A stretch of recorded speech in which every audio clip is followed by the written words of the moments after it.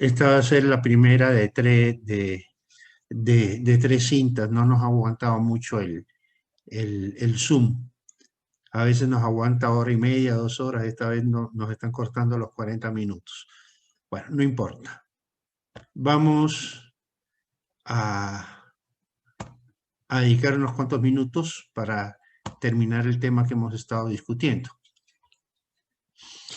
Dentro del esquema dinámico de la población de un país, como también dentro del esquema de sus necesidades de desarrollo.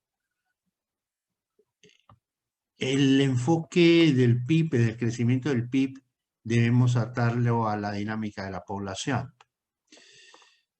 Un país tiene que crecer en términos de cómo crece su población, pero el crecimiento de la población tenemos que verlo en dos dimensiones.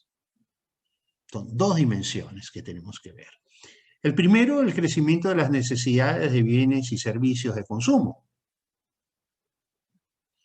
¿Ok? Somos más personas y por lo tanto la torta tiene que crecer para que alcance a todos. Pero las personas cambiamos.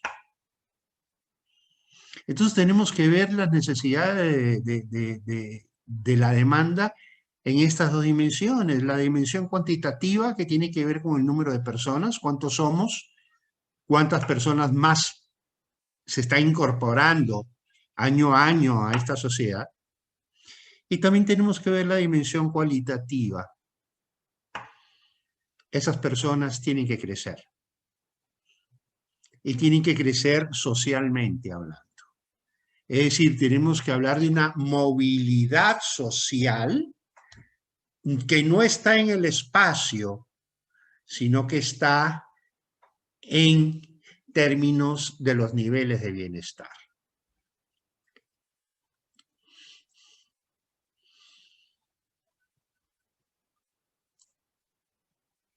Es lógico que si una persona estudia es porque aspira a una mejor vida. Aspira a una mejor remuneración. Aspira a mejores oportunidades.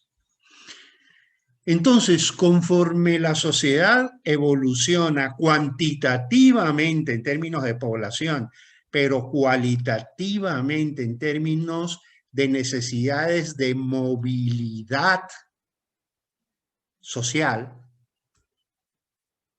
ya eso se llama progreso, y eso se llama desarrollo, esa movilidad de la sociedad hacia mejores esquemas de consumo.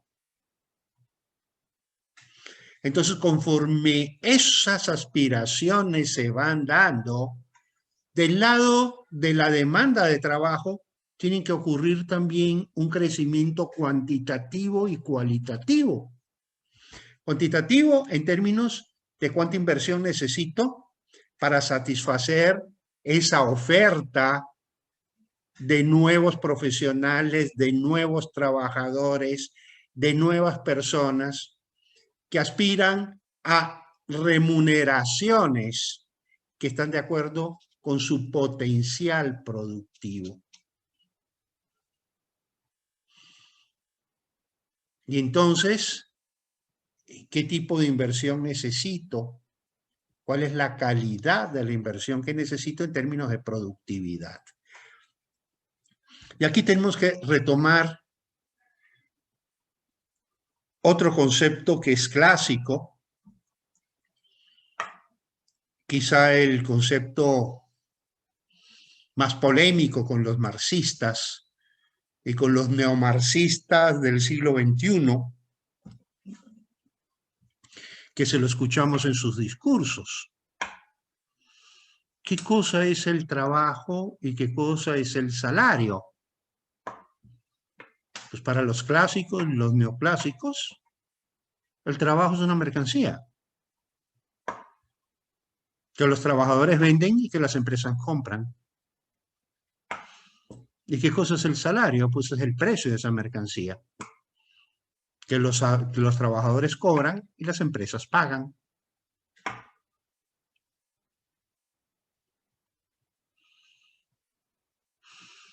¿Y ese precio de qué depende? Pues depende de la productividad, es decir, depende de la calidad del trabajo. Y la calidad del trabajo se mide en términos de productividad. Mientras mayor es la productividad, mayor es el precio del trabajo.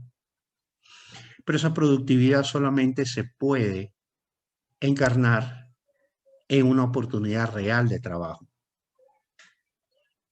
Tú puedes alcanzar un doctorado en economía, pero si cuando salgas de la universidad solamente vas a encontrar trabajo de auxiliares de contabilidad, pues tienes un potencial enorme, pero tu salario no va a estar de acuerdo a tu potencial. Tu salario va a estar de acuerdo a la productividad real que vas a tener en el puesto que estás desarrollando.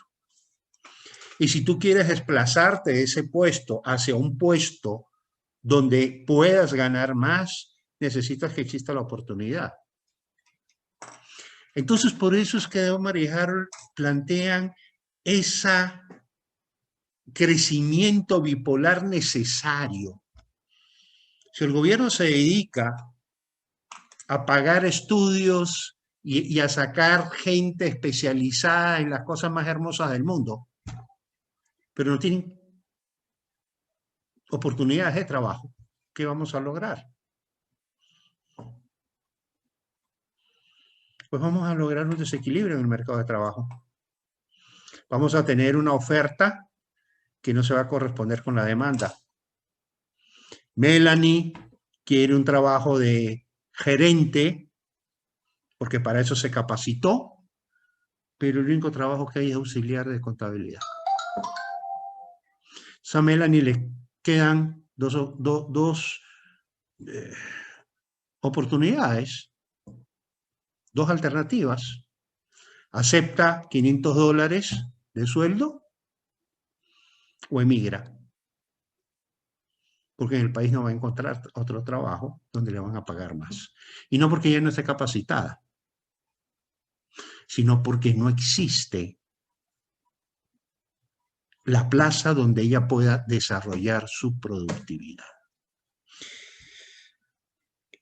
Esa visión,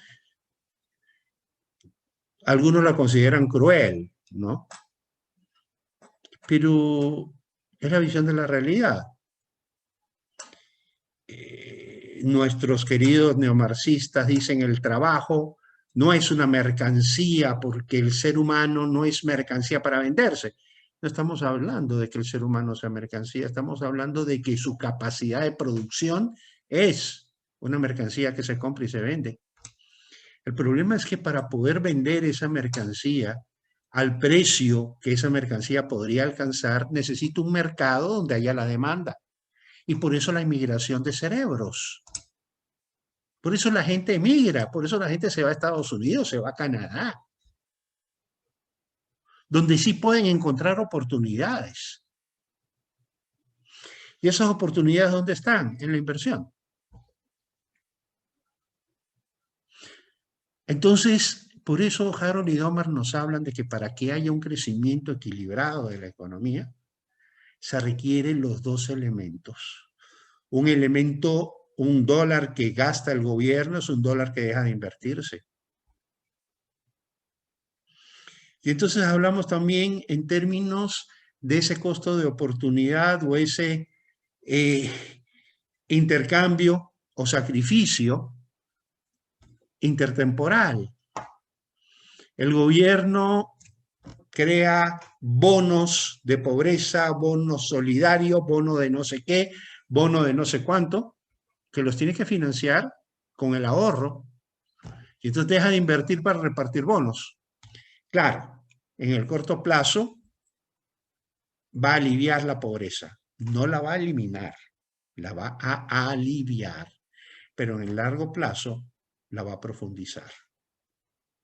Porque hay una nueva generación que se está formando y que no va a lograr oportunidades a pesar de tener la capacidad para lograr una mejor posición, no va a lograr esa mejor posición porque lo que debió haberse invertido se gastó. Con esto no quiero decir de que no puede haber gasto social, como lo entendemos que los bonos y esto y lo otro. Lo que tenemos que entender es que ese gasto social tiene un costo de oportunidad. Y ese costo de oportunidad se mide en términos de oportunidad de las nuevas generaciones. Si invertimos, estamos beneficiando a las nuevas generaciones, aumentando sus posibilidades de empleo, pero estamos sacrificando los pobres de hoy.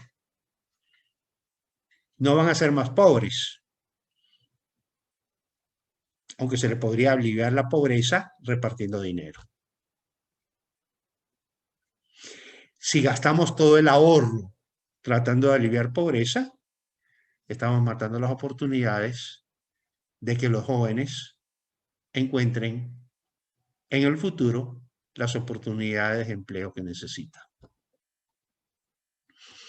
Entonces, esta idea que les estoy dando, con ello no quiero decir de que no hay que gastar en los pobres.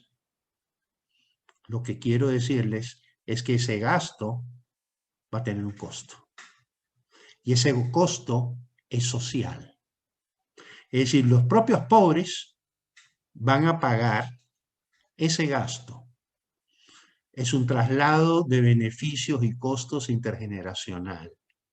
Los beneficios de hoy son los costos que deberán pagar sus hijos mañana. Entonces, la idea fundamental de Domar y Harold, el secreto está en la inversión.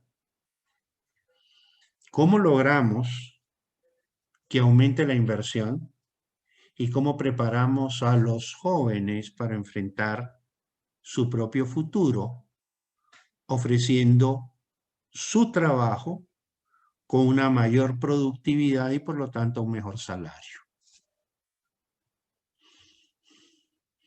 ¿Me explico? Entonces, bueno, tú me estabas preguntando y tenías la inquietud sobre Domar y Harold. Este es básicamente el modelo de Domar y Harold. Ese trade-off. El secreto está en que, en primer lugar, la población no es estática, la población es dinámica. Los jóvenes de hoy, Melanie y Tamara, serán los viejitos como Alejandro Ruiz el día de mañana. Estamos. Así de simple. Ustedes que son los jóvenes de hoy, están ocupando el puesto que yo ocupé cuando tenía la edad de ustedes 45 años atrás. Las mismas aulas, las mismas bancas. Y ustedes estarán esperando una jubilación cuando tengan la edad mía.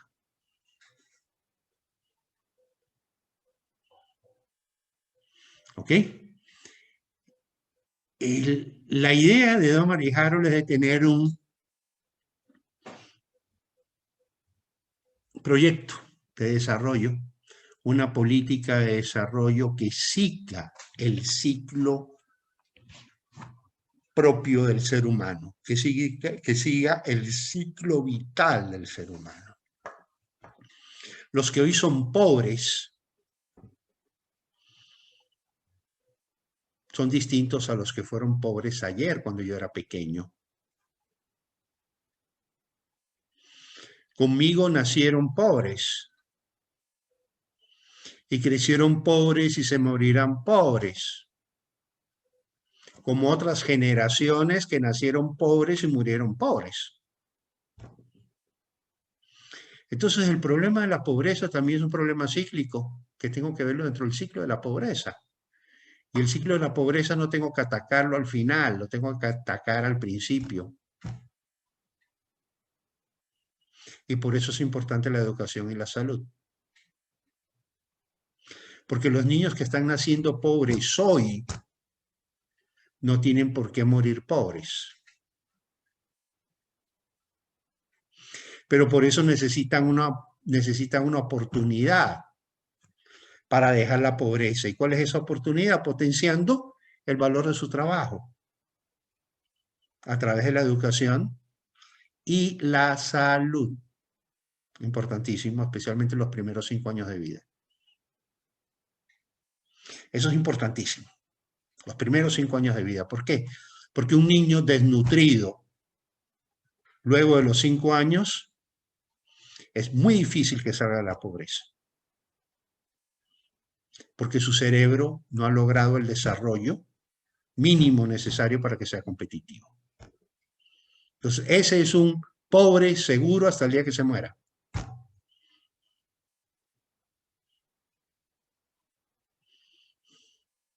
Un niño que nace pobre, pero que es bien alimentado y está bien educado, antes de 20 años ya salió de la pobreza. Si tiene las oportunidades para trabajar. Y entonces, la inversión productiva se convierte en parte de un proyecto para eliminar la pobreza. Porque ese pobre no va a salir de la pobreza por lo que el gobierno le regala. Ese pobre va a salir de la pobreza por aprovechar las oportunidades que la sociedad le brinda a través de la inversión. Él podrá sacar a sus padres de la pobreza y sus hijos ya no van a nacer en la pobreza.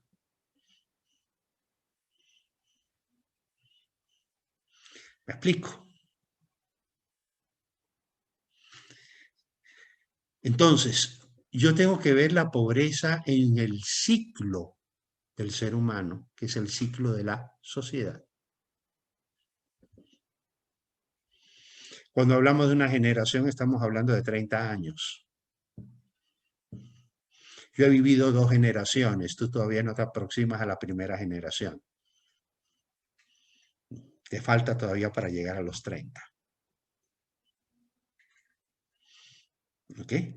Entonces, ¿cuántas generaciones tiene Ecuador y América Latina tratando de salir de la pobreza? A través de los programas cepalinos, keynesianos y todo lo demás. Llevamos 70 años, 2 generaciones y 10 años más. 2 generaciones y 1/3. ¿Cuántos pobres han nacido en estos 70 años? ¿Y cuántas personas han muerto en pobreza? ¿Y cuántos han nacido en pobreza, han permanecido en pobreza hasta la muerte?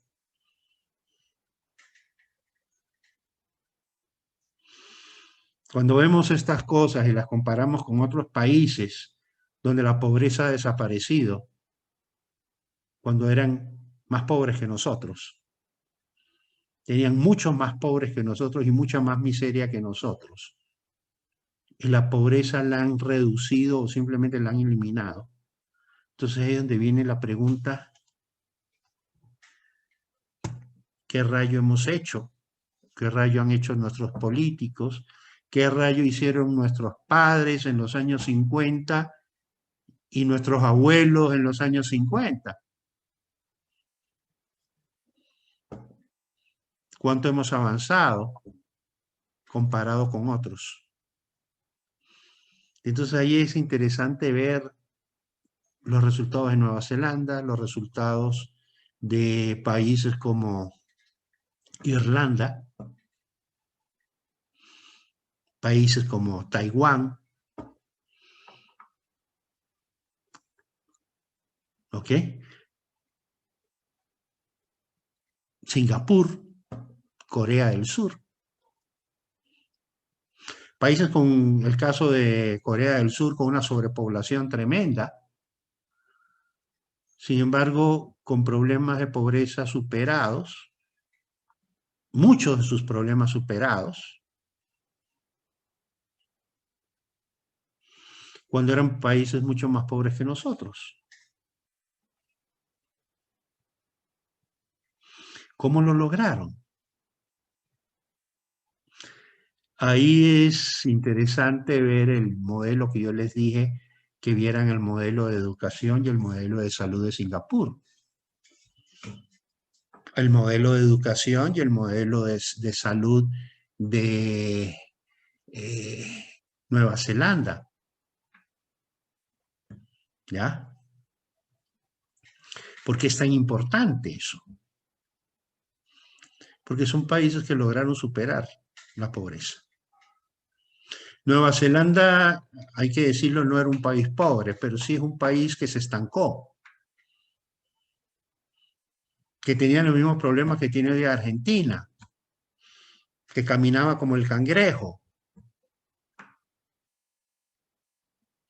y que tuvo que reestructurarse para resurgir de nuevo.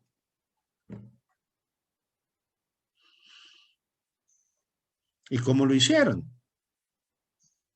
Nueva Zelanda también era un país que manejaba un modelo keynesiano de esos modernos, donde la burocracia lo es todo, donde el gobierno está metido en todo, donde el gobierno lo dirige todo, donde sin el gobierno nada funciona.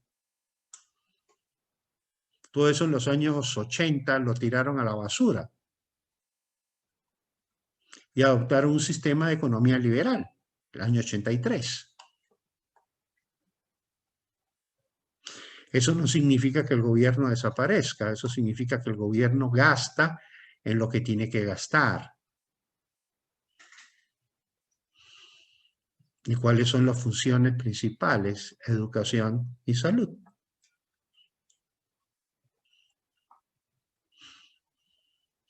Todo lo demás es la ciudadanía quien lo maneja directamente sin intervención del gobierno. Estamos. No sé si, déjenme ver si aquí tengo algo de información al respecto.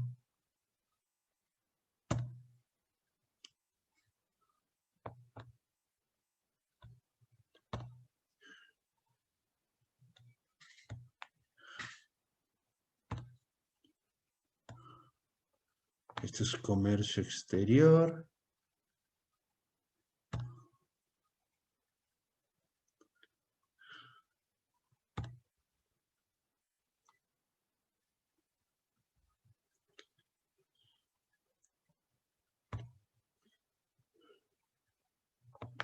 Consumo de energía.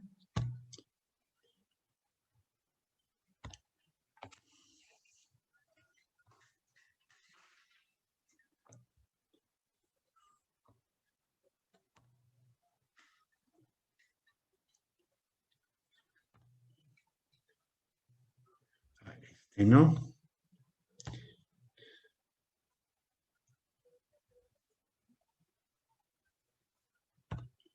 Este sí.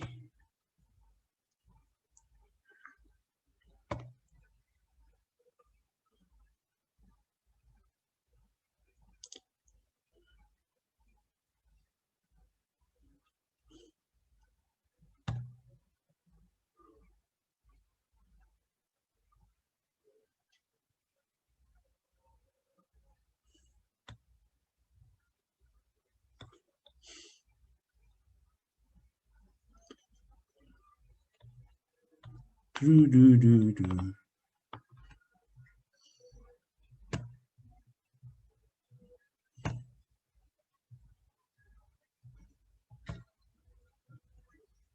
Du, du, du, du, du, du.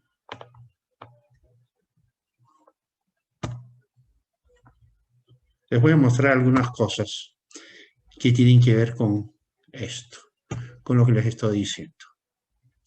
Solo mostrarles nada más no es...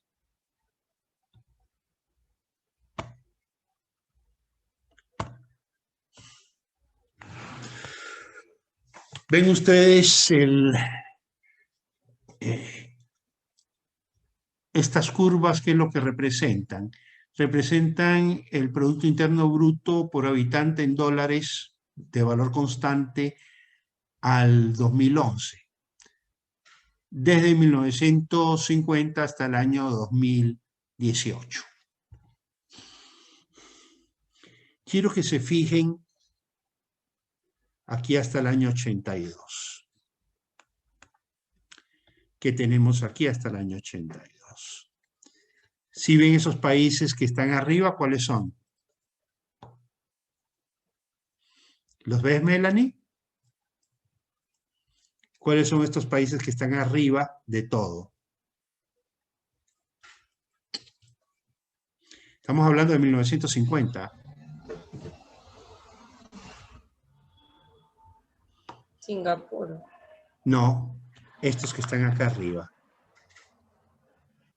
Acá. Ah, Venezuela y Argentina. Venezuela y Argentina. Podríamos poner también a Ecuador acá en este cuadro. También estarían por arriba de estos tres que tenemos acá abajo. Miren este, ¿quién es? Singapur. Más abajo de Singapur está Taiwán y está Corea. 1950. Argentina y Venezuela con un PIB per cápita entre los 15 y los 20.000 dólares anuales a precios de 2011.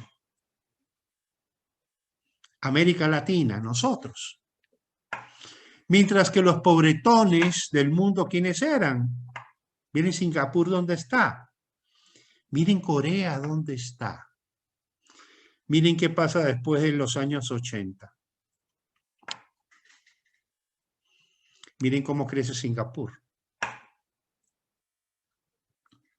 Y miren hoy el PIB per cápita de Singapur a precios de 2011. Está cerca de los 70.000 dólares anuales. Eso en promedio es casi 6.000 dólares mensuales de renta promedio por habitante. Mírenlo a Taiwán. Está por los 45.000 y Corea está cerca de los 38.000 millones. De 38.000 dólares por habitante. ¿Dónde está Argentina y dónde está Venezuela? Miren cómo han crecido estos tres países, que eran países pobres en 1950. Y miren cómo han crecido países que estaban entre los más ricos del mundo en 1950.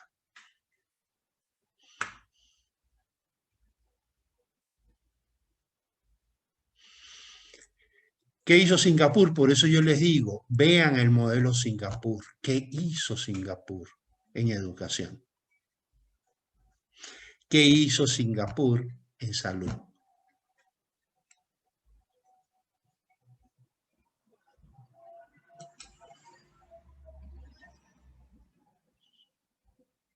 Singapur era un país absolutamente pobre, era una isla separada de Malasia, se separa, se independiza,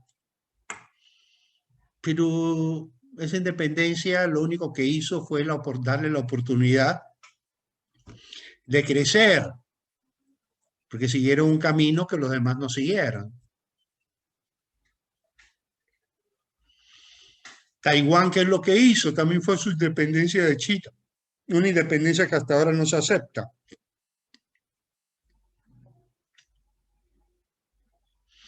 Pero se desarrollaron al margen de China.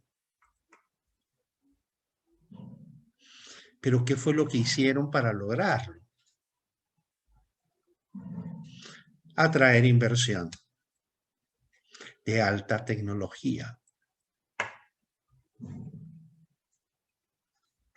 Singapur, traer inversión de alta tecnología. Corea, traer inversión. Ustedes se pueden imaginar, Corea era un país con un PIB per cápita mucho más bajo que Ecuador en 1950. Y hoy salimos a la calle y los vehículos hechos en Corea nos inundan. Hoy nos venden carros con alta tecnología, nos venden el Kia, ¿no es cierto?, que se estaciona solo, y nos venden el Hyundai, y nos venden esto y nos venden lo otro, y que queremos un televisor y ahí tenemos el Daewoo y tenemos el no sé qué y tenemos el no sé cuánto. ¿Cómo lograron ellos, que era un país de agricultores pobres, muertos de hambre, cómo lograron lo que hoy tienen?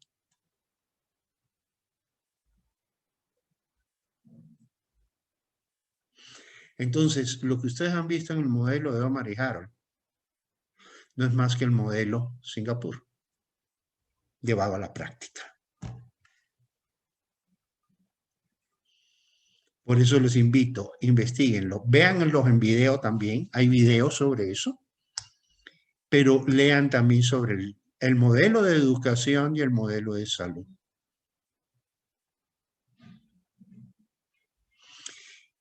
Y hay otros elementos en Singapur que también son fundamentales, como por ejemplo la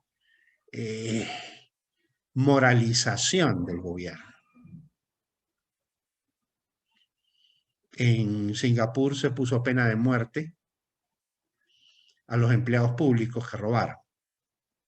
Y créanme que ahorcaron a más de uno. ¿Ok? Porque uno de los problemas que nosotros tenemos es precisamente esa criminalidad a nivel del sector público. ¿Pero por qué lo tenemos? También porque tenemos un sector público tremendamente amplio donde todo el mundo mete mano. Ellos no, ellos lo restringieron. Nueva Zelanda, por ejemplo, se da el ejemplo del Ministerio de Transporte, donde habían 6.000 empleados y quedaron 60. Necesitaban 6.000 empleados para manejar un ministerio que con 60 era más que suficiente.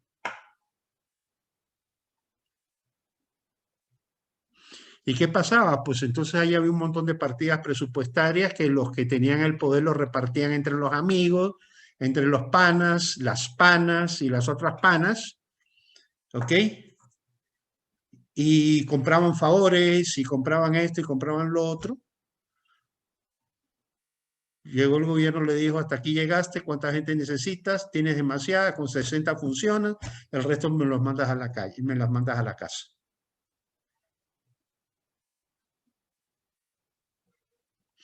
La educación, ocurrió lo mismo. El presupuesto de educación no cambió. Lo que cambió es la estructura del modelo educativo en Singapur. Perdón, les estoy hablando de Nueva Zelanda. Y hoy Nueva Zelanda tiene uno de los modelos de educación mejor del mundo. El otro caso que quiero que vean es Irlanda. Yo aquí no tengo Irlanda, pero bueno, tengo algunos países de Latinoamérica. Y aquí sigo comparando a Venezuela y Argentina con otros países. ¿Ustedes saben qué cosa es Botswana?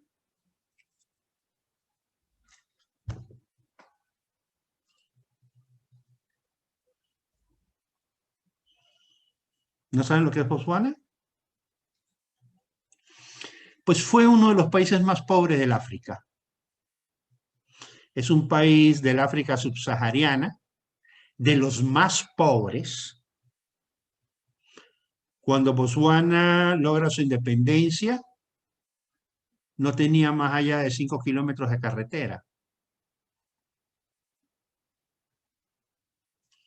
Y miren en 1950 el PIB per cápita que tenía. Estos son 5.000. Era alrededor de $300 per cápita. $300 del 2011. Mire hoy Botswana dónde está. Está por arriba de los $15.000 per cápita. Nosotros estamos en 5. Un país africano, negritos, negritos africanos que andaban con un taparrabo, descalzos, y que no tenían ni siquiera carros porque no había carretera, hoy tienen un PIB per cápita 3 veces el del Ecuador. Y por arriba de Venezuela. ¿Se pueden imaginar eso? ¿Saben qué cosa es Mauricio? Es otro país de África. Al 2016, el PIB per cápita de Mauricio estaba por arriba de Argentina y por arriba de Venezuela. Y se situaba por arriba de los $20.000. Era alrededor de $25.000 por habitante. Un país africano. Un país africano que en el año 50 estaba por abajo de los $5.000 del año 2011.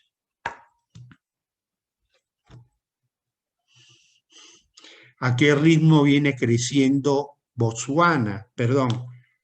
Botswana viene creciendo al 6% anual desde 1950. Crece, crece, crece, crece, crece. Aquí no hay crisis. Aquí el crecimiento es constante. Mauricio, ¿a qué velocidad crece? Casi al 3%. ¿Cuánto ha estado creciendo Argentina? 2,6%. Y en el caso de Venezuela, pues aquí no tengo Venezuela, no lo puse.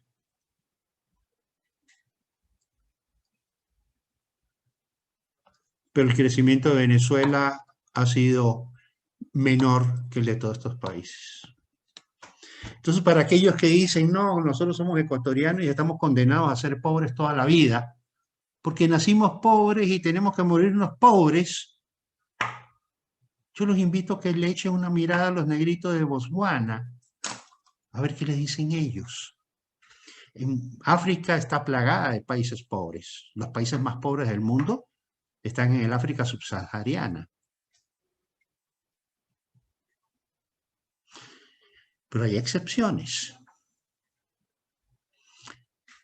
No solamente la República de Sudáfrica tiene características de país desarrollado. Botswana no es un país desarrollado, es un país con una altísima incidencia de SIDA,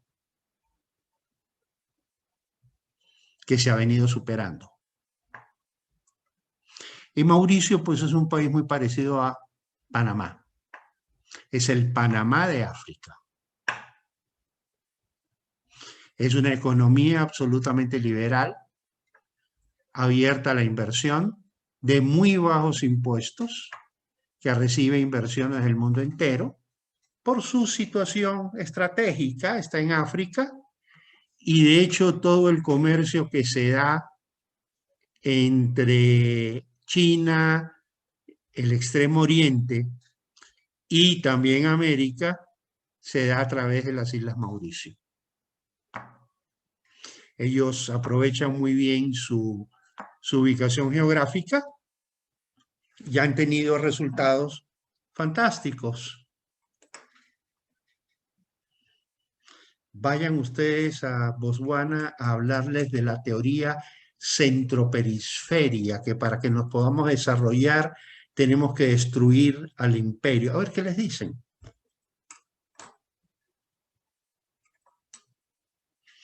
Que es con lo que nosotros hemos estado machacando hace 70 años, ¿no?